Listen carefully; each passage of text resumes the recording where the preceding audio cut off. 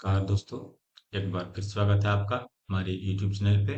इसमें आज आपके लिए लेके आए हैं हमारा भारत सम्मान ज्ञान के महत्वपूर्ण प्रश्न का भाग 24। जिन साथियों ने अभी तक हमारा पिछला भाग नहीं देखे हैं वो हमारी YouTube क्लास पे आके देख सकते हैं। सभी प्रश्न जो है पिछली परीक्षाओं पर आधारित है तथा सभी प्रश्न जो है वो बैंकिंग, एसएससी, रेलवे और अदर एग्जाम के लिए इम्पोर्टेंट होते हैं।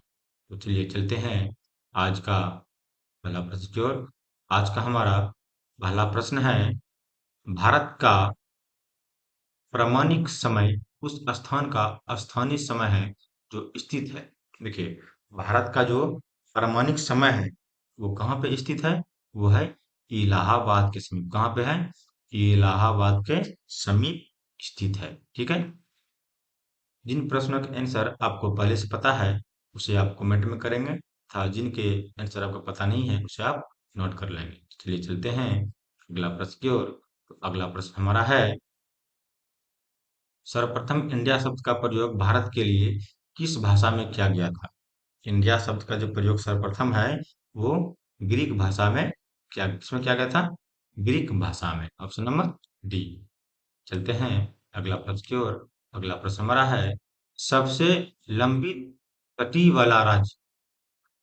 देखिए, सबसे लंबी तटीय वाला राज्य जो है, जो विद्यार्थी हमारा पिछला भाग देखे होंगे उसे पता होगा कि सबसे लंबी तटीय वाला राज्य जो है वो गुजरात राज्य है। ठीक है। ले चलते हैं अगला प्रश्न की ओर। अगला प्रश्न हमारा है, संपूर्ण भारत के कितने प्रतिशत भूभाग पर पठार का विस्तार पाया जाता है? ये संपूर्ण भारत का बोल रहा है तो इसमें 27.7% जो है वो भूभाग पर पठार का विस्तार पाया जाता है। कितना परसेंट पे? 27.7%। ठीक है। चलिए चलते हैं अगला प्रश्न की ओर। अगला प्रश्न हमारा है, संपूर्ण भारत के कितने प्रतिशत भूभाग पर मैदान का विस्तार पाया जाता है? देखिए, मैदान का विस्तार है, ये पठार पे बोल रहा था 27.7 है, तो मैदान कितना हो गया?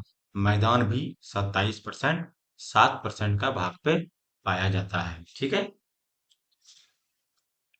अगला प्रश्न हमारा है,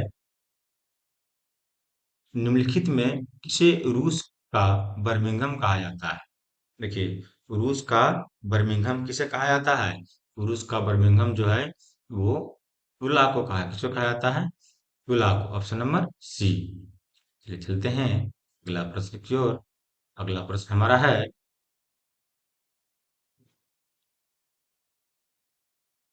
हैदराबाद का दुलवा नगर। ठीक है। हैदराबाद का दुलवा नगर कौन सा है? हैदराबाद का नाम जब भी आता है इसके साथ में सिकंदराबाद का भी नाम है। किसका नाम आता है? Hyderabad, Secunderabad. Option number A. अगला पर चलते हैं। अगला प्रश्न हमारा है, न्यू मूर द्वीप कहाँ स्थित है? न्यू मूर जो द्वीप है ये बंगाल की खाड़ी में स्थित। कहाँ पे स्थित है? बंगाल की खाड़ी में स्थित। Option number C. अगला पर चलते हैं। अगला प्रश्न हमारा है, निम्नलिखित में से कौन सा एक द्वीप है? कौन सा एक द्वीप है? ये द्वीप जो है एक प्रकार का द्वीप है। क्या है? द्वीप जो है एक प्रकार का द्वीप है। दमन और दीप वाला द्वीप एक प्रकार का द्वीप ही है। अगला प्रश्न है, निम्नलिखित में कौन सा भारत का केंद्र शासित प्रदेश नहीं है? देखिए, कौन सा जो है भारत का केंद्र शासित प्रदेश नहीं है?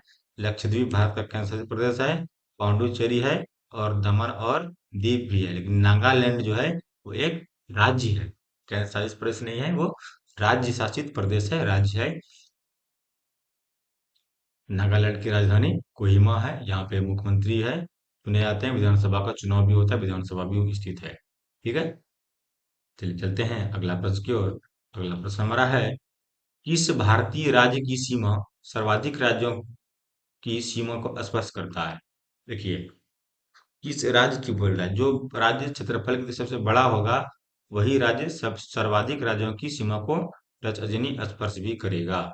ठीक है। सबसे बड़ा राज्य कौन सा है? उत्तर प्रदेश है, इसलिए इसका उत्तर प्रदेश सही आंसर है। अगला प्रश्न चलते हैं। अगला प्रश्न हमारा है, न्यू मूर द्वीप किन दो देशों के मध्य विवाद का कारण है? न्यू मूर द्वीप जो है वो भारत और बांग्लादेश के बीच विवाद का कारण है। ठीक है, भारत और किसके बीच, बांग्लादेश के बीच, ध्यान रखिएगा। अगला प्रश्न हमारा है, वर्तमान में, सॉरी, वर्तमान में किस स्थान को सफेद पानी के नाम से जाना जाता है? देखिए, सफेद पानी के नाम से जो है सियाचिन ग्लेशियर, यानी सियाचिन को सफेद पानी के नाम से जाना है, क्योंकि यहाँ पूरे सियाचिन जो है वो ग्लेशियर इन बर्फ से ढका हुआ होता है। ठीक है, अगला प्रश्न चलते हैं। अगला प्रश्न हमारा है, निम्नलिखित में कौन सा एक द्वीप है? देखिए, ट्रेनिंग क्वेश्चन तुरंत आ गया। ये दमन और दीप जो है वही वाला द्वीप है, ऑप्शन नंबर डी। अगला प्रश्न हमारा है, निम्नलिखित को कौन सा द्वीप भारत और श्रीलंका के मध्य स्थित है? देखिए, इसी का अभी घुमा हुआ था, भारत और श्रीलंका के बीच बोल रहा है, ये भारत और बांग्लादेश के बीच न्यू मूर था, और भारत और श्रीलंका के बीच रामेश्वरम द्वीप स्थित है, ऑप्शन नंबर बी। अगला प्रश्न हमारा है, कोंकण तट कहाँ से कहाँ तक विस्तृत है? कोंकण तट जो है वो हमारा कहाँ से कहाँ तक विस्तृत है? आप लोगों को पता होगा, कोंकण तट जो है गोवा से दमन तक, कहाँ पे है? गोवा से दमन तक फैला हुआ है, यानी विस्तृत है। अगला प्रश्न हमारा है, लक्षद्वीप समूह स्थित है। लक्षद्वीप जो है कहाँ पे है? लक्षद्वीप आप लोगों को पता होगा, जब भी भारत का मानचित्र देखते हैं उसमें लक्षद्वीप दिखता है, वो अरब सागर में स्थित है। कहाँ पे है? अरब सागर में स्थित है। अगला प्रश्न चलते हैं। अगला प्रश्न हमारा है, कर्क रेखा कितने राज्यों से होकर गुजरती है? कर्क रेखा जो है वो 8 राज्यों से होके गुजरती है। इसका कुछ कहीं कहीं पे शॉर्ट ट्रिक भी देखने को मिलता है, जैसे अलग अलग टाइप पे अलग अलग इसका शॉर्ट ट्रिक है, जिसमें गुजरात से लेकर झारखंड से होते हुए भिन्न भिन्न राज्य, यानी 8 राज्य इससे होकर गुजरती है। ठीक है, अगला प्रश्न चलते हैं। अगला प्रश्न हमारा है, कौन सी रेखा भारत के मध्य से होकर गुजरती है? देखिए, भारत के मध्य से जो होकर गुजरती है वो कर्क रेखा ही है। ठीक है, अगला प्रश्न हमारा है, इंदिरा पॉइंट का अन्य नाम क्या है? इंदिरा पॉइंट का अन्य नाम जो है वो है ला ही चिंग, पार्सन पॉइंट, फ्लैगमैन पॉइंट, मतलब इनमें से सभी जो है ये इंदिरा पॉइंट का ही नाम है। अलग अलग राज्यों में इसे अलग अलग नाम से भी जाना जाता है, इंदिरा पॉइंट को। ठीक है, अगला प्रश्न हमारा है, भारत और श्रीलंका को पृथक करने वाला जलमर्मल क्या कहलाता है? भारत और श्रीलंका को मध्य कर रहा है, देखिएगा, ये पाक जल संधि है। क्या है? पाक जल संधि। पाक का नाम सुन के पाकिस्तान को टिक नहीं लगा देना है। पाक जल संधि जो है वो भारत और श्रीलंका को अलग करता है। ठीक है, उसके बीच में स्थित है।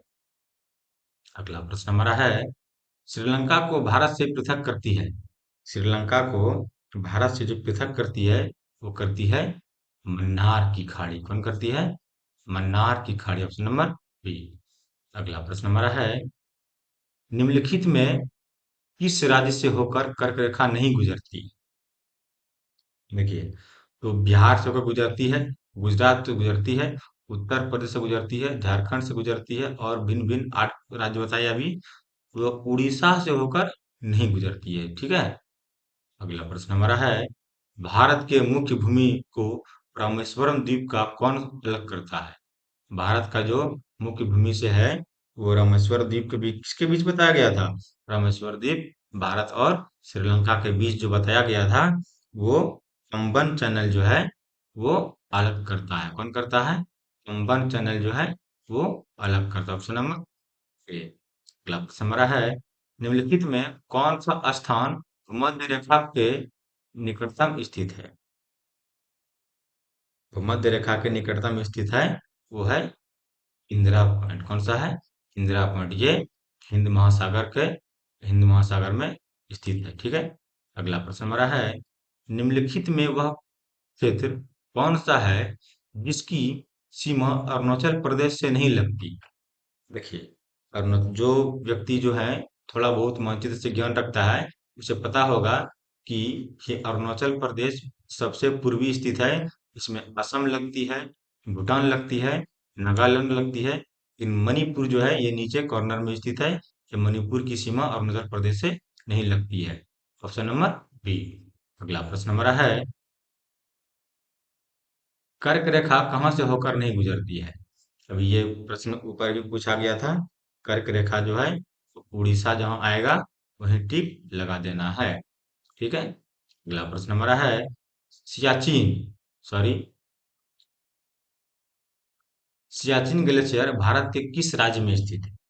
सियाचिन ग्लेशियर जो है वो भारत के किस राज्य में है? ठीक है, भारत के किस राज्य में स्थित है? ये थोड़ा सा क्वेश्चन और ऑप्शन के अनुसार सटीक नहीं बैठ रहा है। किसके बीच, किस राज्य, किसके बीच में स्थित है? तब हो जाता भारत और पाकिस्तान के बीच में स्थित है। या ऐसे सिर्फ बोले तो यह भी